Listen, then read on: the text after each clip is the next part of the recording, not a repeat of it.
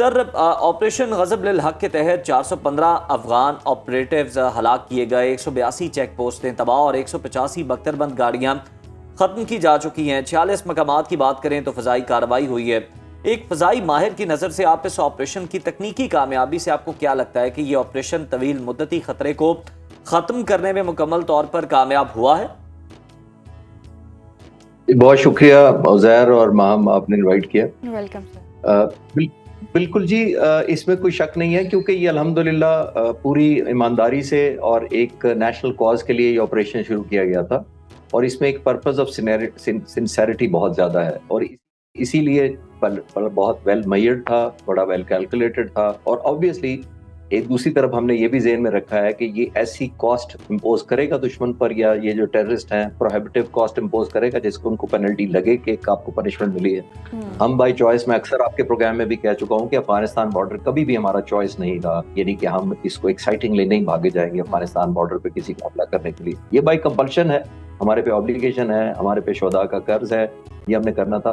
میں نے کنفرم کیا ہے پوسٹ مشن رپورٹس کے تھرو کہ بہت ہی ماشاءاللہ افیکٹو رہا ہے، پریسائز رہا ہے، اور یہ بالکل پروپیگنڈا بیس لیس ہے کہ اس میں فریٹریسائڈ ہوا ہے یا کوئی عورتیں بچے مارے گئے ہیں۔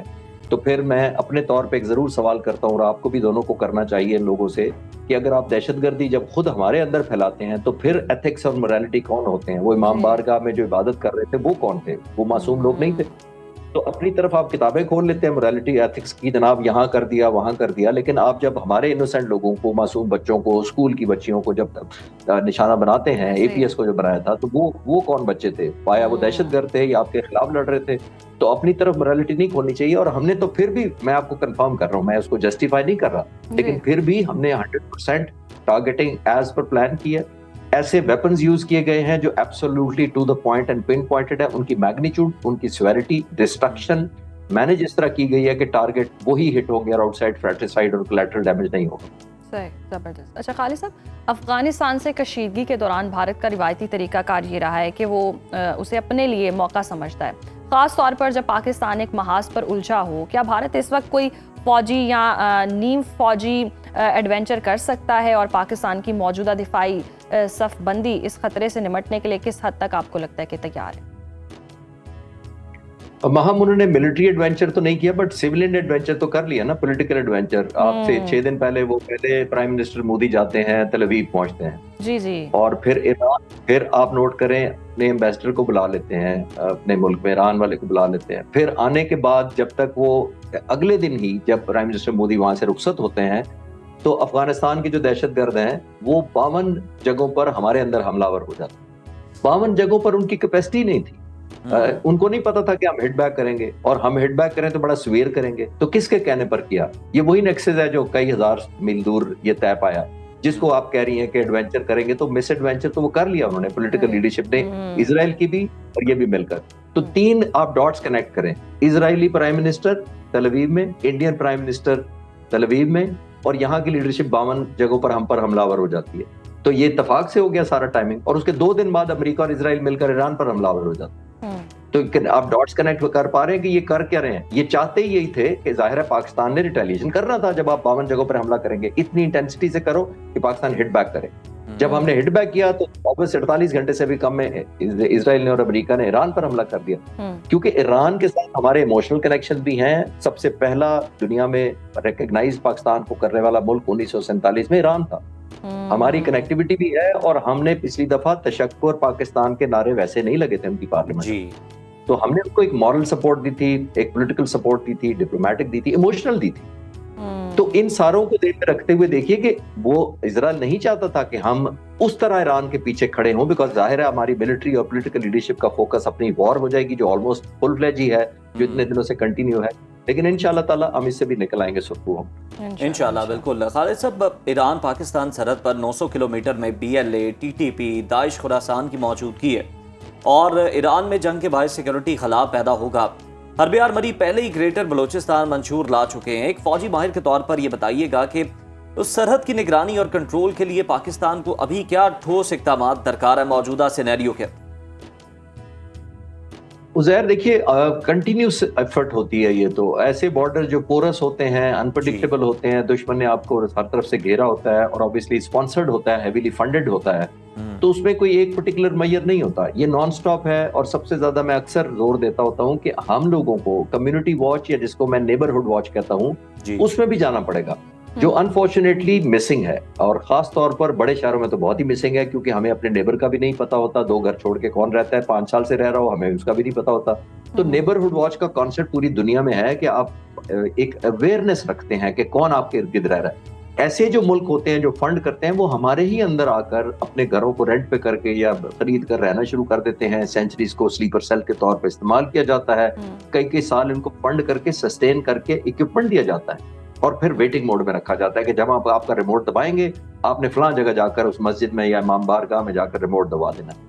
तो ये वो एलिमेंट है, ये कंटिन्यूड हमें सर्विलेंस रखनी पड़ेगी। और जाहिर है, मैंने यही अर्ज किया कि ये जो सस्टेन्ड किस्म का ऑपरेशन अफगानिस्तान में हो रहा है, ये उसी की कड़ी है कि हम चाहते हैं कि उनके ये इनिशिएटिव को कर्टेल करके एलिमिनेट किया जाए इंशाल्लाह। अच्छा खालिद साहब, ईरान में अमेरिका और इसराइल के बड़े पैमाने पर फ़ज़ाई हमले जारी हैं, मिज़ाइल टेक्नोलॉजी एक नई बुलंदी पर है, और अगर कोई हादसाती मिज़ाइल पाकिस्तानी हुदूद में आए तो रद्द-ए-अमल का प्रोटोकॉल क्या होना चाहिए? देखिए, एयर स्पेस तो ऑब्वियसली सॉवरेनिटी तो हमने किसी भी मुल्क को कभी अल्हम्दुलिल्लाह इजाजत ही नहीं दी। वो देखना पड़ेगा किस सर्कमस्टांसेस में हुई है, सिवियरिटी क्या है, हमारा एक्सटेंट ऑफ डैमेज क्या है, और आया ये जेन्युइनली कोई मिस्टेक या एरर है या इंटेंशनली एंगेज किया गया, वो पैटर्न आपको पता चल जाता है।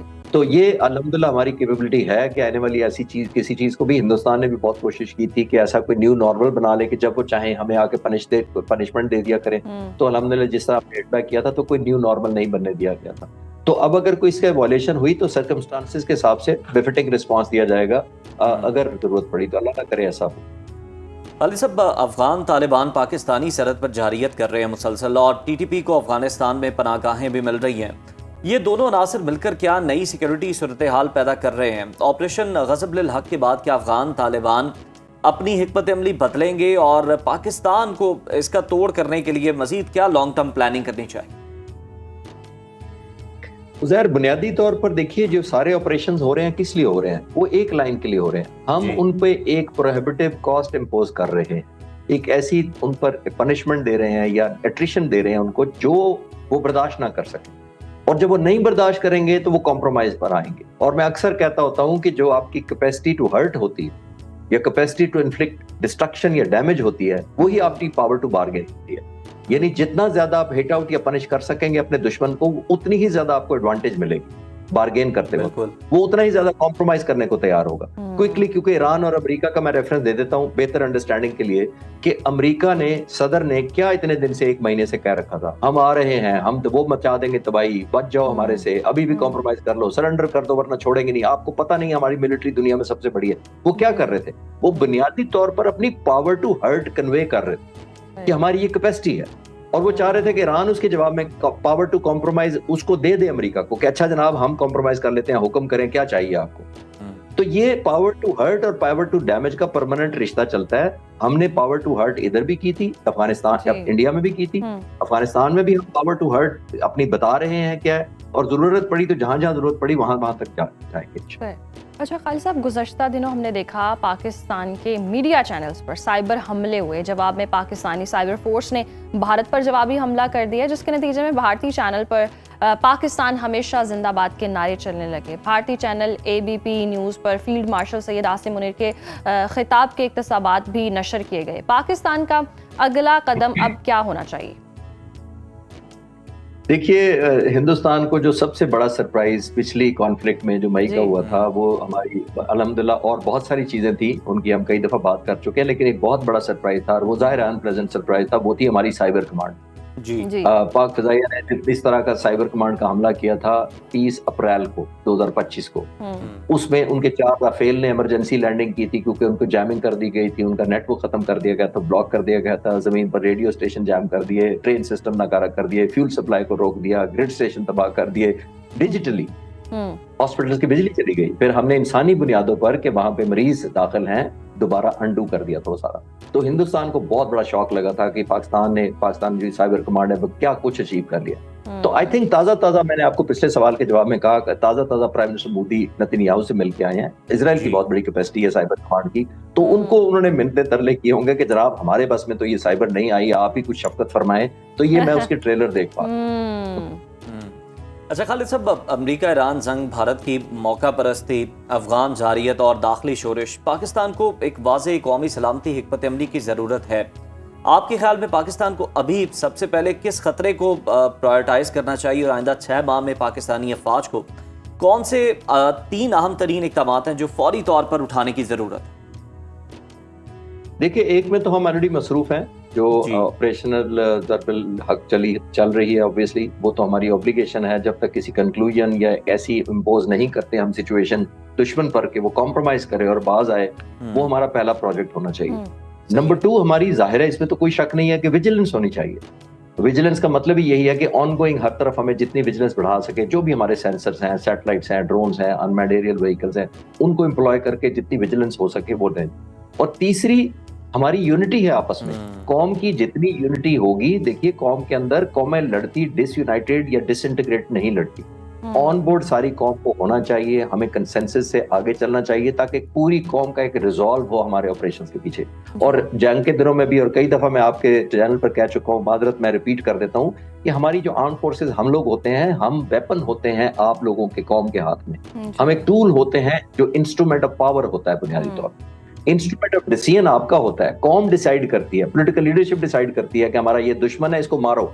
तो जो वेपन आपके हाथ में आर्म फोर्सेस होती हैं, पाकिस्तान आर्मी हो, नेवी हो, एयर फोर्स हो, लॉ एनफोर्समेंट हो, पुलिस हो, तो हम उसको आपके ख्वाहिशात के मुताबिक, उमंगों के एक्सप्रेशन के मुताबिक हम रिएक्ट करते हैं। तो जितना जिस्म ताकतवर होगा, तवाना होगा, यूनाइटेड होगा, डिसीजन मेकिंग में यूनानिमस होगा, उतनी ही वेपनरी हमारी इतनी स्ट्रांग होगी। तो आई थिंक उस पर हमें काम करना चाहिए। सर बिल्कुल, हमें इस पर काम भी करना चाहिए। अच्छा खालिद साहब, हम देखते हैं हर तरफ से इस वक्त कशीदगी ही जारी है। पाकिस्तान के बॉर्डर्स भी देखें तो अभी तक जो सूरत हाल है वो गैर महफूज नज़र आते हैं। अफ़गानिस्तान की तरफ से भी हमले जारी हैं, या पाकिस्तान भी मुकम्मल तौर पर जवाब दे रहा है, उधर से अमेरिका और ईरान की जंगें लगी हुई हैं। तो ये सूरत हाल आपको कहाँ जाती दिखाई दे रही? क्योंकि जब डिस्कशन पहले हम करते थे तो सुनने में ये आता था बस हल्की से चिंगारी है, कोई ज़्यादा जंग नहीं फैलेगी। अभी आपको लगता है कि ये कशीदगी थमने का नाम लेगी?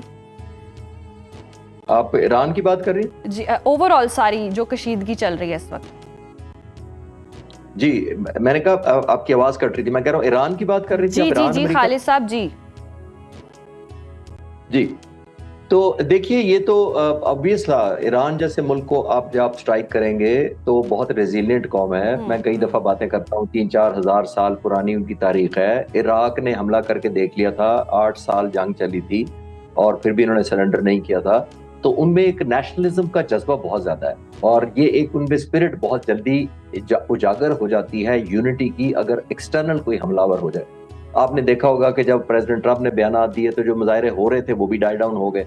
अभी जो आयतुल्लाह खामनाई साहब को शहीद किया गया है, जो लोग फेंस पे बैठे होंगे इस वक्त या 3 दिन पहले कि हम किस तरफ जाएं, रजीम चेंज के लिए जाएं या आयतुल्लाह खामनाई को सपोर्ट करें, इसको कहते हैं सिटिंग ऑन द फेंस, वो भी प्रो रजीम हो गए। वो भी पासदारान इनकलाब को सपोर्ट करने लगे होंगे कि हम पर हमला हुआ है और दुश्मन हम पर हमलावर है। और बदकिस्मती से क्योंकि हमारे कुछ ब्रदर मुसलमान मुल्क भी डायरेक्टली इनडायरेक्टली सपोर्ट कर रहे हैं, तो एक और एलिमेंट ऑफ प्राइड आ जाता है कि हमें डिफेंड करना है। इसीलिए ईरान मैं जस्टिफाई इसको नहीं कर रहा, लेकिन ईरान इसीलिए हिट बैक उन मुसलमान मुल्कों के एयर बेसिस पर भी कर रहा है, क्योंकि अफसोसनाक बात माहम आप ये ज़हन में रखिएगा कि एथिक्स और मोरालिटी की तो जंग हो ही नहीं रही। मैं आपके व्यूअर्स को रिफ्रेश कर देता हूँ कि ये जंग किस तरह हो रही है। एक ऐसा मुल्क, 2 मुल्कों का मैं आपको क्विक कंपैरिजन बता देता हूं, एक मुल्क ईरान और एक इजराइल। अगर आपसे कोई पूछे कि कंफर्म वेपन्स न्यूक्लियर किसके पास है, तो कोई कंफ्यूजन है हमारे ज़हनों में कि किसके पास होंगे दोनों मुल्कों में से? जाहिर है इजराइल के पास। एनपीटी का मुआहदा किसने साइन नहीं किया? ईरान ने किया हुआ, इजराइल ने नहीं किया हुआ। इंटरनेशनल एटॉमिक एनर्जी कमीशन पर किसने इंस्पेक्शन खोली है आज तक? इजराइल की आज तक नहीं हुई, ईरान की कई दफा हो चुकी है। तो ये सारे इंडिकेटर, एथिक्स मोरालिटी कौन सी हो रही है? फिर भी ईरान कहता है कि मेरे पास नहीं है बॉम्ब, तो मानता कोई नहीं है। इजराइल कहता है हम नहीं बताएंगे, तो सारे मान लेते हैं कि नहीं उसको कुछ नहीं कहना। तो मोरालिटी की कौन सी किताबों की हम बातें कर रहे हैं, अनफॉर्चुनेट। तो आई थिंक ये बढ़ेगा, ईरान पे डिपेंडेंट है कि वो कितना कंपोज रह सकता है, اور جتنے ویپنز انہوں نے خاص طور پہ جو میں ریسرچ کیا 7-8 مہینوں میں انہوں نے بہت ویپنز لیے ہیں چائنا سے, سرفیس ٹو ایئر میزائلز بھی ہیں, جیسے ابھی جہازوں کے شوٹ ڈاؤن ہونے کی خبریں آ رہی ہیں, تو میرا خیال ہے انہوں نے جہاز وہ استعمال کیے ہیں, anti aircraft weapons use کیے ہیں. سروائیویبلٹی بڑی امپورٹنٹ ہے ان کے ویپنز کی بھی. انفارچونیٹلی اپنی لیڈر کی سروائیویبلٹی تو انشور نہیں کر سکے بیکاز آف جو علیحدہ ایک ٹاپک ہو سکتا ہے, لیکن اپنے ویپنز کی کو کرنی چاہیے بیکاز ویپنز ان کے سروائیو کریں گے, اسرائیل کے لیے کاسٹ بڑھے گی. اگر میڈیم ٹو لانگ رینج یہ چلتی ہے جنگ تو اوپینین دنیا کی, خاص طور پر اسرائیلی لوگوں کی بڑی جلدی چینج ہو جائے گی, کیونکہ آپ کو یاد ہوگا جون میں جب مظاہرے ہوئے تھے تو تل ابیب میں مظاہرے بھی ہو رہے تھے اگینسٹ دا وار, اور امریکہ میں بھی شروع ہو گئے تھے. تو آئی تھنک نہ امریکہ افورڈ کر سکتا ہے سسٹین, نہ اسرائیل افورڈ کر سکتا ہے.